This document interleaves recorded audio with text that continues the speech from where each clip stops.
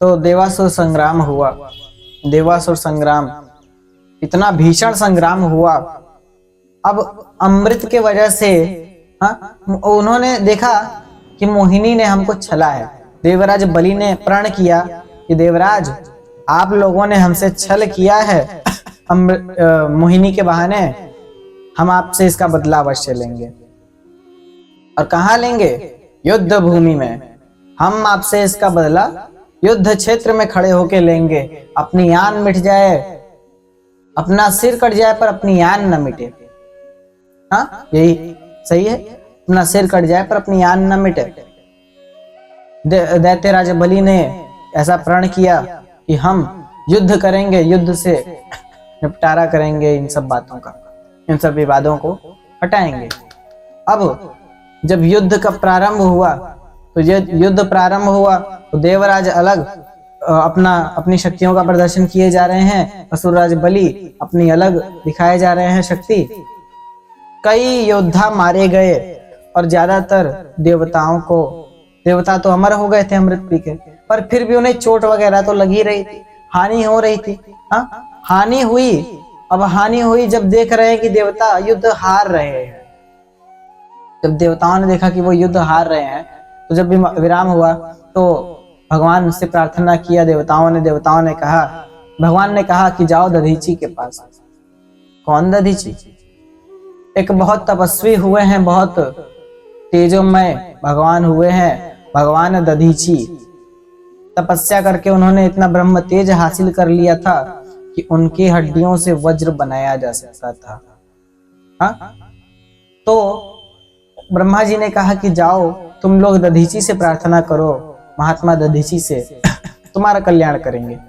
उनसे उनकी हड्डियां मांग लेना, अस्थियां मांग लेना उनसे, और उसी का वज्र बनेगा। विश्वकर्मा जी उससे वज्र का निर्माण करेंगे, आदि हथियारों का निर्माण करेंगे, तुम लोग जीत जाओगे। हाँ, तो अब उनके शस्त्र वस्त्र जब कटने लगे थे तब ऐसा किया उन्होंने। तो अब इंद्रदेव चले गए। देवराज तो देवराज ही, चलिए सारा काम उन्हीं को करना पड़ा। जहां कुएं में कूदेंगे देवराज कूदेंगे।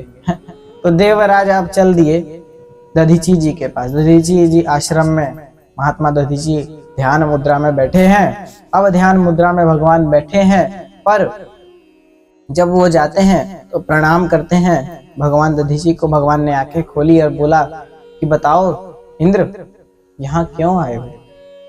इंद्र देवता ने प्रणाम किया और दधीची ने उनका स्वागत किया।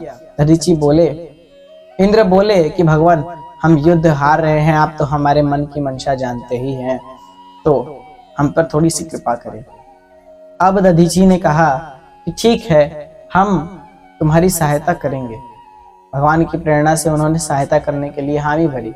अब दधीची जी ने कहा कि जाओ हम सहायता करेंगे, अपनी अस्थियां तुम्हें दे देंगे। गाय को जब आई, एक गौ माता आई, तो गौ माता उनके शरीर को चाटती रही, और जब गौ माता ने उनके शरीर को चाट लिया, केवल अस्थियां बची, तो उन्होंने अस्थियों का त्याग कर दिया। अस्थियां जब बची तो अस्थियों का दान देवताओं को दे दिया।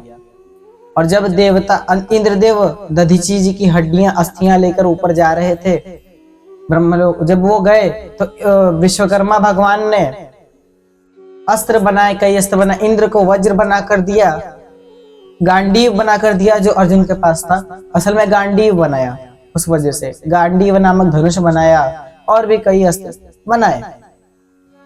तो उस उन दधीची की अस्थियों से कई अस्त्र बनाए गए और उन्हें दिया गया। जब बन गए तो अब देवता जीतने लगे, देवता असुरों पर भारी पड़ने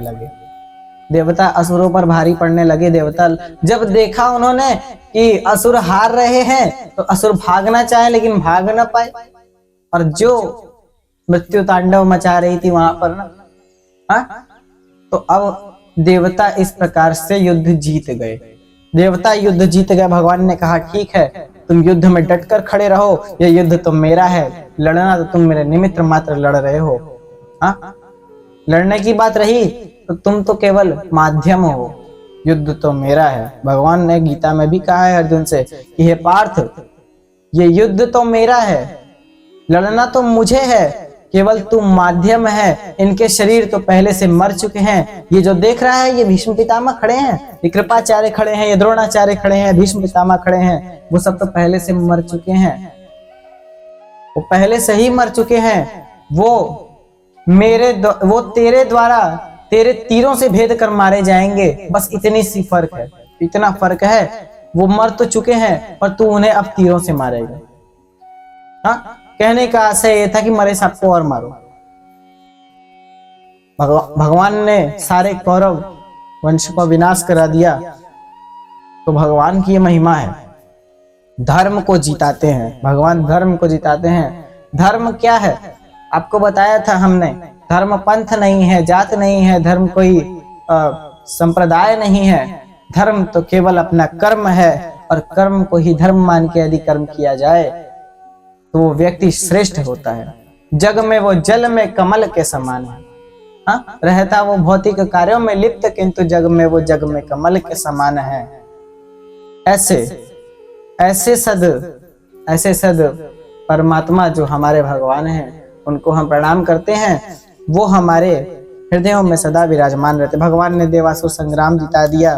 भगवान ने जब दधीची ने अपनी अस्थियों का त्याग कर दिया, तब अस्थियों का त्याग से, ये देखिए त्याग कितना बड़ा उन्होंने दिया कि अपनी अस्थियां ही निकाल करके दे दी। आप लोगों से कहा जाए कि अपनी एक उंगली काट करके रख दो। हाँ, भगवान राम ने जब शक्ति, आपने राम की शक्ति पूजा पढ़ी होगी, यदि नहीं पढ़ी हो तो हम आपको बता देते हैं। जब राम जी ने माता देवी आदि पराशक्ति की स्तुति की, तो नारद जी ने पहले कहा कि जाइए 108 कमल के पुष्प लाकर माता को चढ़ाने होंगे, तभी माता प्रसन्न होती हैं। अब राम जी चल दिए। एक सरोवर था जहां 107 कमल के पुष्प खिले हुए थे। 107 कमल के पुष्प जो है वो लेकर तो आ गए। अब जो 108वां बचा हुआ था, अब वो 8वां कमल कहीं नहीं मिला। एक कमल कहीं नहीं मिला पूरे यहाँ, जहां हर जगह देख लिया, भगवान मानव थे, लेकिन कहीं हर जगह देख लिया पर कहीं नहीं मिला वो 108वां। अब पूरा कैसे, संख्या पूरी कैसे हो कमलों की, कमल दलों की? 108 चढ़ाने थे तो 107 थे, एक और हो जाते तो पूरे हो जाते। लेकिन अब भगवान को याद आया कि अरे हाँ, हमारे इन नेत्रों को भी तो कमल नेत्र कहा गया है।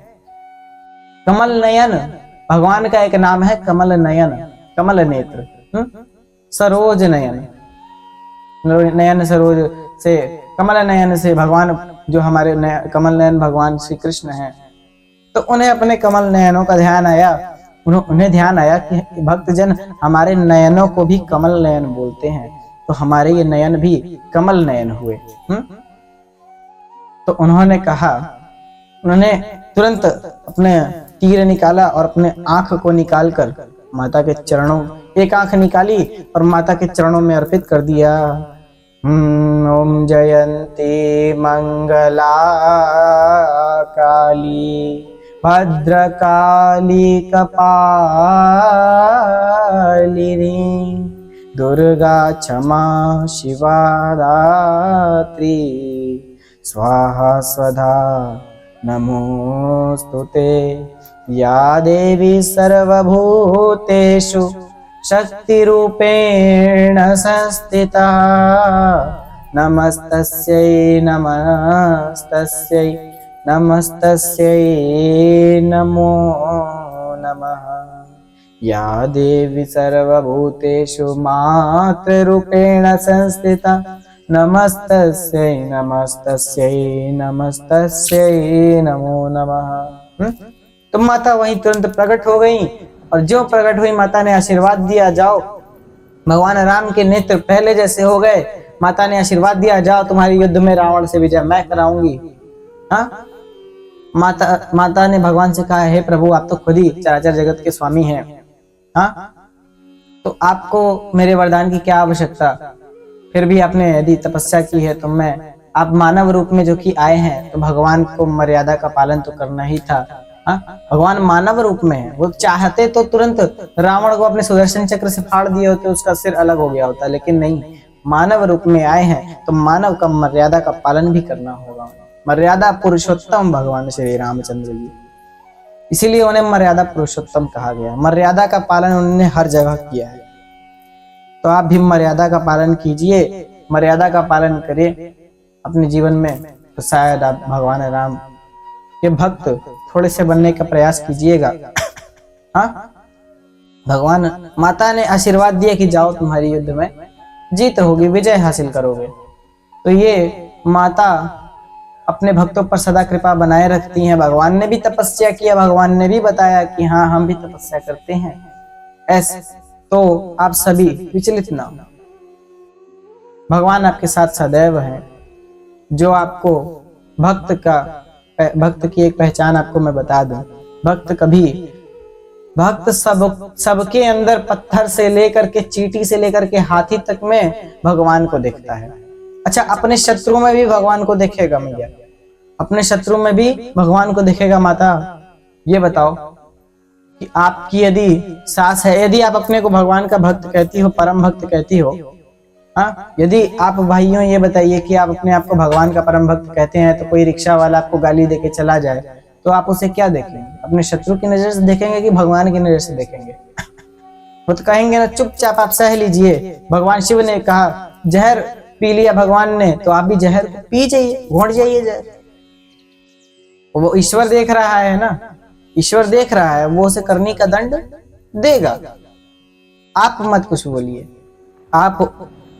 वो हर एक इंसान जो योगी होता है, वो दूसरे मनुष्य में, हर प्रत्येक मनुष्य में, बालक से लेके बूढ़े तक में, मरणासन्न तक में भगवान को ही देखता है, उसके अंदर भगवान को देखता है।